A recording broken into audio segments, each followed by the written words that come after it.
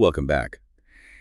If you're someone who consistently pushes yourself, whether it's professionally or intellectually, you probably know the feeling. Oh, yeah. You're busy, you're always connected, you have access to more information than, well, any king or queen in history. Yeah. And yet, there's still that unsettling sense of drift sometimes. That little bit of friction. Exactly. Or maybe you find yourself making choices, big ones, small ones, that you almost immediately regret because they just didn't feel. Right. They didn't align with what you really value. And that feeling, that internal friction, that is the core human challenge we are getting into today. We're looking at a fascinating stack of sources to understand the practical architecture of wisdom. And we're going way beyond just abstract philosophy here. Absolutely. The mission today is to understand wisdom not as some, mysterious trait that only a few people have, but as a definable, trainable faculty for practical self-governance. How do you move from just having mountains of knowledge to consistently making the right choice? And doing it quickly and consistently. That's it. And to really crack this open, we have an incredible mix of sources. We're anchoring our whole discussion around Charles Fillmore's The 12 Powers of Man.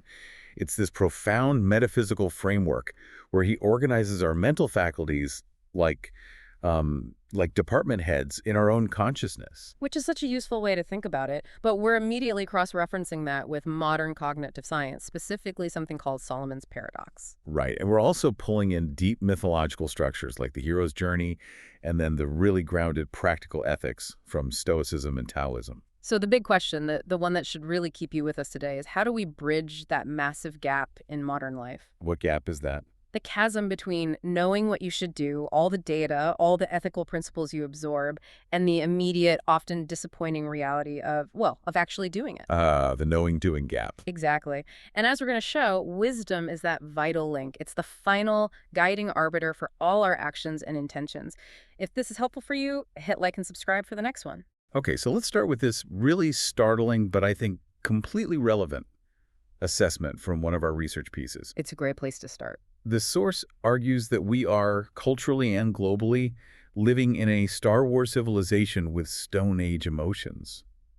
I mean, that's an alarming statement, but it just perfectly captures this feeling of modern life, doesn't it? It really does. It resonates so profoundly because it describes the fundamental problem of our time, which we're calling the wisdom gap. We have this fantastic and, frankly, a pretty dangerous mismatch. A mismatch between what and what? Between our techno-intellectual maturity, our ability to calculate, to invent, to analyze these incredibly complex systems, and our emotional and spiritual maturity. Our self-awareness, our self-control. Right. Our technology has just shot off into the future, but our self-control sometimes feels like it's, still stuck back in the Stone Age. So, to use the metaphor from the source, if your computational power is like a high-yield weapon, and our judgment is stuck in the toddler stage, then we are, metaphorically speaking, 2-year-olds playing with Kalashnikovs. Wow. It means the biggest existential risk we face isn't a lack of data or knowledge, but a profound lack of disciplined judgment in how we use all that data. So the urgent need isn't more information, it's better judgment, better discernment. Exactly. And this is why we're turning to Fillmore, because he gives us a kind of architectural blueprint for this exact need. In his framework of the 12 powers, he connects the faculty of wisdom directly to the faculty of judgment. And in his system, he represents wisdom and judgment with the disciple James. But this isn't just some, dry intellectual filing system in the brain. This is where it gets really practical. It really is. What's so fascinating, and I think critical to understanding how to apply this, is the physical location Fillmore assigns to this inner department head. Where is that? The solar plexus, Yeah. the pit of the stomach. And this location is not random at all. So it's not just in your head. Not at all. It suggests that judgment and wisdom are not purely high-level intellectual activities. They are felt physically. It's an inner, intuitive guidance system. Right. A deeply embodied... A gut feeling, exactly. So when we say things like, I just knew it in my gut, or I had a sinking feeling in my stomach, we're actually referencing this wisdom center that Fillmore's talking about. You're tapping right into it. It's an internal barometer that lets you judge people and events, not from these, easily swayed external standards, but from a place of deep inner alignment. And Fillmore says that by intentionally working on this, by quickening this judgment faculty, you develop a key skill. Yes, the function of discrimination. And we should be clear, this isn't about social judgment. No, not at all. It's about the ability to choose, to distinguish between what is genuinely beneficial for you in the long run and what is destructive. It's gaining the clarity to stop accepting the dictates of, say, cultural fads or social media trends, and instead start to judge righteous judgment based on an inner universal truth. This brings us to a really crucial distinction that I think gets mixed up all the time in conversation. The difference between wisdom and understanding. Yes, this is the hinge point for everything else we're going to talk about. So if you want to train this faculty, you have to know what you're actually training. Right. So let's break it down. Understanding is the ability to see clearly. It's mostly intellectual, it penetrates truths, scientific, spiritual, whatever, and it gives you a clear, accurate appreciation of the circumstances. So it can distinguish between, say, a temporary pleasure and a real long-term benefit. Exactly. Understanding gives you the map. It sees the destination, it sees the potential hazards, it understands the cost of the journey. But just because you have the map doesn't mean you'll take the right path. Precisely. That's where wisdom comes in. Wisdom is what chooses correctly. It takes that clear perception from understanding. It takes the map, and it adds the moral, the practical, and the timing dimensions. So it's the final decider. It is. It acts as the final arbiter for making a judgment that aligns with the highest good, both for you and for the system you're in. It's the move from just knowing something to acting correctly based on that knowledge. Let's use that famous analogy to really lock this down. Knowledge is just a tool. It's morally neutral. And wisdom is knowing when and how to use that tool. The tomato analogy. The tomato analogy works perfectly. Knowing that a tomato is scientifically a fruit is knowledge. That's a fact. Right. But wisdom is knowing not to put it in a fruit salad. Because it just doesn't belong there. It's about context. It's all about context and harmonious alignment. You can be the most knowledgeable person in the room, a brilliant intellect, but if you don't have wisdom, you will constantly apply the right tool in the wrong situation, and the result is usually chaos. Okay, so if wisdom is the captain of our consciousness, we have to identify the forces that are always trying to stage a mutiny. Let's look at the antagonists, starting with that enemy within. The one Fillmore identifies as the tyranny of raw impulse and the misdirection of our own will. He uses the story of Adam and Eve for this, right? He does. It's a deep metaphysical allegory. The serpent in this system symbolizes sensation, and the error isn't that sensation exists, it's a natural part of life. The error is when we elevate the pleasure from that sensation to the highest place in our consciousness. We make pleasure the main goal. We make it the goal, yes. And the moment that happens, instead of it being just an accompaniment, the whole system starts to collapse. So pleasure should be a side effect of good action, not the reason for the action itself. Exactly. It should be a concomitant and organic bonus that arises from purposeful, aligned action. But seeking pleasure as the sole object, that's the metaphorical eating of the fruit. You're seeking wisdom through raw, unpurposed experience instead of internal, discerning judgment. And the result of that is always a destructive reaction, pain, regret, things like that. That's the metaphysical law he describes. The body or the mind will eventually cry out in pain after that kind of excess, forcing you to learn through consequence rather than through foresight. And this leads right into the danger of what he calls the personal egoic will. Yes. The human will is maybe the most potent faculty we have. It's our ability to focus and execute. But when that power is misused, even by the smartest people, it becomes an incredibly destructive force. We have to distinguish between the two poles of the will. The positive, or spiritual will, is the desire to execute a choice that's aligned with a universal good, a long-term purpose. And the negative pole. That's the personal egoic will.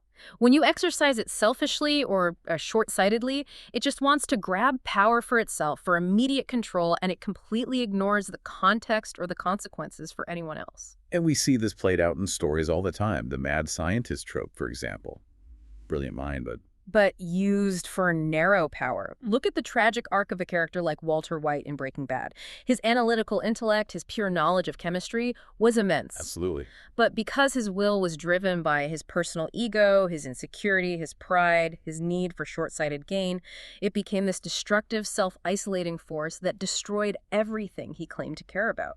So that misuse of power, that selfish grasping, Fillmore says that's the origin of the devil. In his terms, yes. It's the great demon of pure selfishness that drives us to act against our own long-term interests. So Moving beyond our internal impulses, there are also these huge external and cognitive obstacles that sabotage our attempts to be wise. Right, you can do all the self-work, but the moment you step out into the world, you hit these roadblocks. And what's the biggest one? The single biggest cognitive barrier is perfectly captured by something called Solomon's paradox. King Solomon, famous for his wisdom. Famous for dispensing incredible, wise advice to everyone who came to see him. Yet his own personal life was a complete mess, just fraught with poor decisions, political chaos, relationship disasters. So the paradox is that we're much better at giving wise advice to other people than we are at taking that same advice ourselves. Exactly. And why is that? Because when you're dealing with your own problems, you are instantly entangled in your own emotional stakes, your fear of loss, your envy, your deep-seated insecurity. The desire to be right. Oh, that's a huge one. Wisdom requires objectivity and emotional distance, and you sacrifice that distance the moment you become the main character in the dilemma. And this is backed by modern science. Right. It is. Studies confirm that when people reason about a problem for a friend, they show more activation in the prefrontal cortex, the rational part of the brain. When it's their own problem, the emotional centers just flare up and override that rational input. It's just really hard to see the big picture when you're inside the frame. This connects to another antagonist, the desire for power through secrecy, which is the complete opposite of what wisdom is about. Right. The sources note that knowledge becomes a power force when kept secret. People who want to consolidate power politically, professionally, they resist the popularization of knowledge. They create an information imbalance. So knowledge that's kept secret gives power, but knowledge that's shared Just gives insight.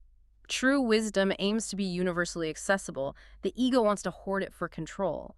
So we've defined wisdom, we've mapped the forces that corrupt it. If wisdom is trainable, how do we actually build that muscle? Well, this is where we look at the oldest training manual there is, mythology.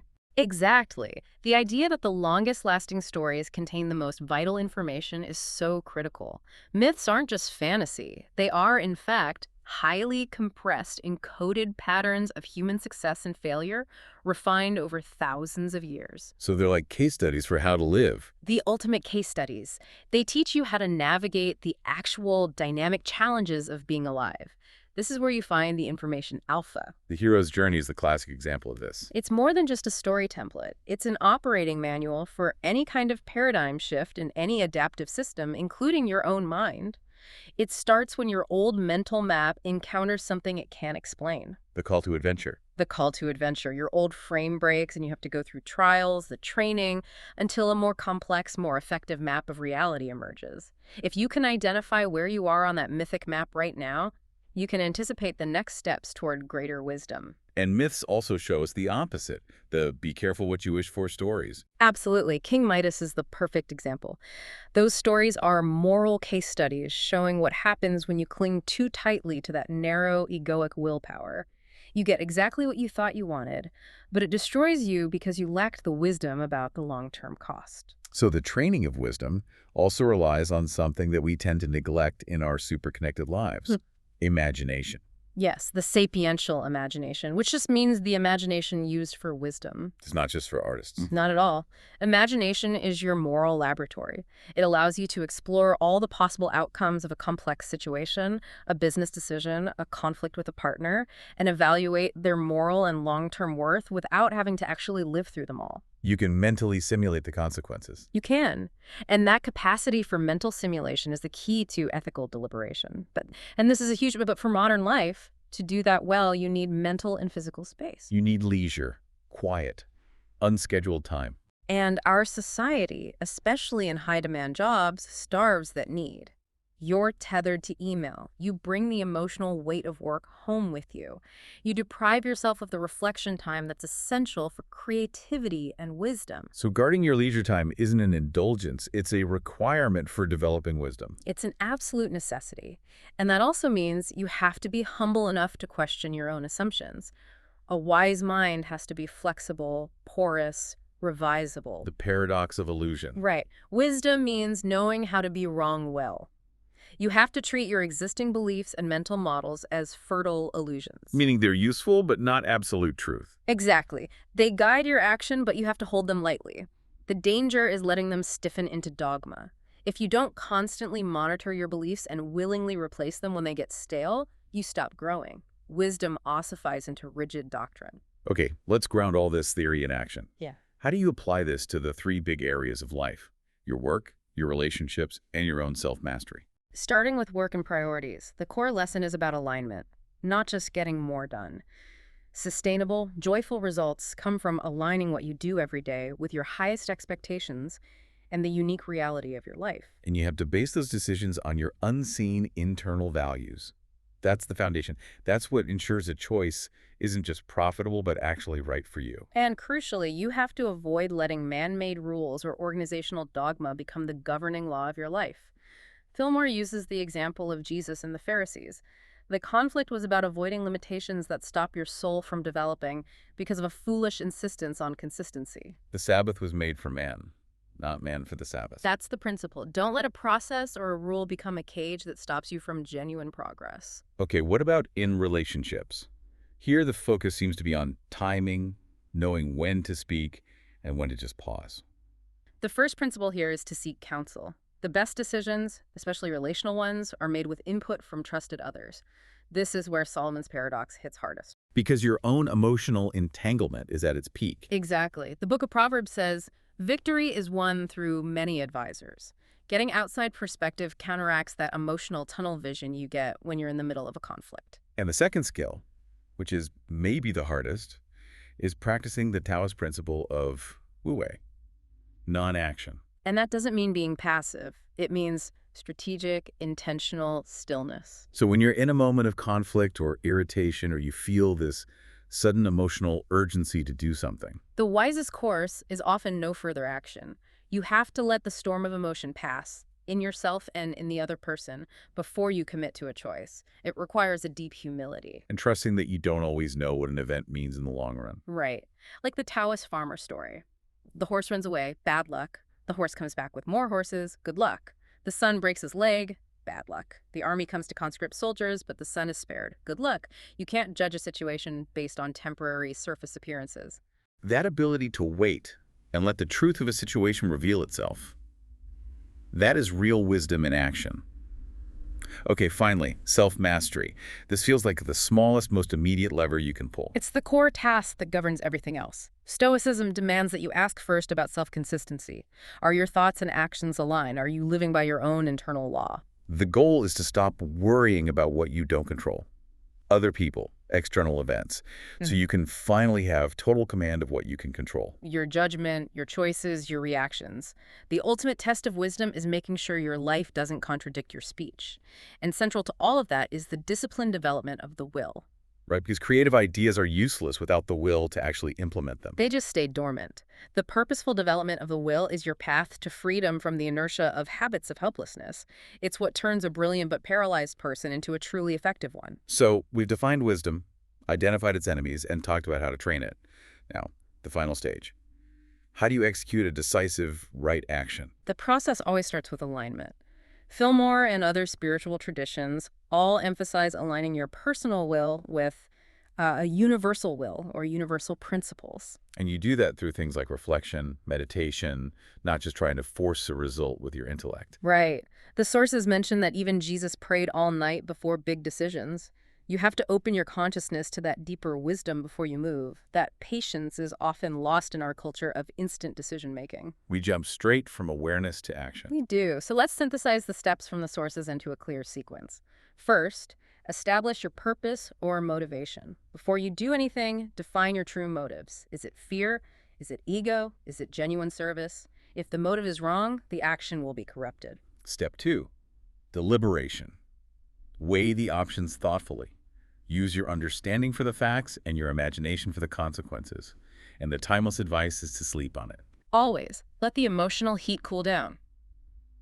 Third, make a conscious choice and decision. Once you've deliberated, make a firm choice. Indecision is often more damaging than a small mistake made with conviction. And fourth, affirmation and commitment. Mentally reinforce the decision and know that you will make mistakes. But if your decisions are committed to a higher purpose and you're willing to admit error, the path can always be corrected. And to make this really practical day-to-day, to overcome that Solomon's paradox, You can use a simple reflective practice. 3 core questions you can ask yourself whenever you're facing a complex choice. Okay, so when you're feeling stuck or indecisive, you bring your attention down to that solar plexus, that gut feeling center, and you ask yourself these 3 things. What's the first one? Question 1. What matters most long-term? This question is designed to immediately neutralize the pull of temporary pleasure and ego gratification. It forces you to shift your focus from the next 5 minutes to the next 5 years. Okay, that's powerful. What's the second question? Number 2. What is the next right action? We get paralyzed thinking about the entire journey. This question focuses your will on the smallest, most concrete, most immediate step you can take right now. It acknowledges that you build the path by walking it. And the third question? What am I willing to say no to? This is the boundary question. It's the ultimate test of your will against temptation, against comparison, against the chaos of impulse. Choice always involves saying no to something else. So asking what you're willing to give up is often the most clarifying step. It is. It enforces the boundaries you need for self-mastery. Now, in the real world, this is hard. We know that implementation will be imperfect, so we need to troubleshoot the obstacles that will definitely come up. Let's run through 5 common pitfalls and the fixes. First up, reactivity, making those sudden emotional snap decisions under pressure. The fix is simple. Slow down and get counsel. Use the deliberation stage. If you can, always sleep on it. When you feel that urgent need to reply or act, practice wu-wei. Force a pause. Okay, second, comparison and envy, constantly watching everyone else's highlight reel and feeling inadequate. The fix here is to focus entirely on your own internal map. Their journey is not your journey. Embrace your unique role in the story and stop letting external measures define your internal value. Number 3, guilt and past mistakes, being paralyzed by old errors. The fix. Wisdom includes self-forgiveness. The tradition is clear. You are placed on a new path when you willingly give up the error. Think of the story of Jonah. He ran away, he messed up, he repented, and he was given a second chance. Don't let your past stop you from a fresh start. Fourth, perfectionism, the fear that if it isn't perfect, it's not worth starting at all. The fix for that is to remember the journey is about progress, not perfection. Embrace that idea of the fertile illusion. Be willing to let your ideas evolve. Innovation requires the will to implement imperfect ideas and then refine them through action. And finally, FOMO, the fear of missing out. This is the ultimate symptom of misalignment, driven entirely by external desires. The fix is to reframe your values, just like the Stoics teach. The ultimate measure isn't what you accomplish externally. The real value lies in the quality of your choices and your actions. That gives you instant freedom from the tyranny of what other people expect. That's a powerful reframing. The quality of the choosing matters more than the reward. That really is the highest act of wisdom. It's the final measure of self-mastery. This has been a really rich exploration of the internal architecture of choice. Let's do a quick recap. We started by recognizing that wisdom gap in modern life, our intellect has outpaced our judgment. We established that wisdom is the faculty of making the right choice, seated in the solar plexus as a center of judgment. We clarified that understanding sees the truth, but wisdom chooses correctly and acts on it. We identified the key antagonists, the misuse of the personal ego, the pull of temporary pleasure, and that cognitive trap of Solomon's paradox. We covered training methods, like using myths as case studies for navigating change and nurturing our imagination for moral reasoning, which means you have to guard your leisure time. And finally, we synthesized that process for right action, guided by those 3 essential questions. What matters most long-term? What is the next right action? And what am I willing to say no to? The key takeaway is that wisdom is not some mysterious aura for a select few. It's a trainable strength, shaped by consistent practice, reflection, and humility. It's the internal architecture that ensures as our power expands, our capacity to choose correctly remains our guiding principle. So what does this all mean for you right now? If the evolution of your own consciousness requires constant rebirth, as the myth suggests, consider this. What is the anomaly in your current operating map? That quiet voice in your gut that you're actively ignoring. The one that's waiting to break your stale frame and lead you to your next necessary stage of wisdom. We hope this exploration helps you bring more clarity, alignment, and decisive action to your own choices. If you found this valuable, please like this video and subscribe so you don't miss our next one. We also have a full playlist you can check out. Until next time, keep seeking wisdom.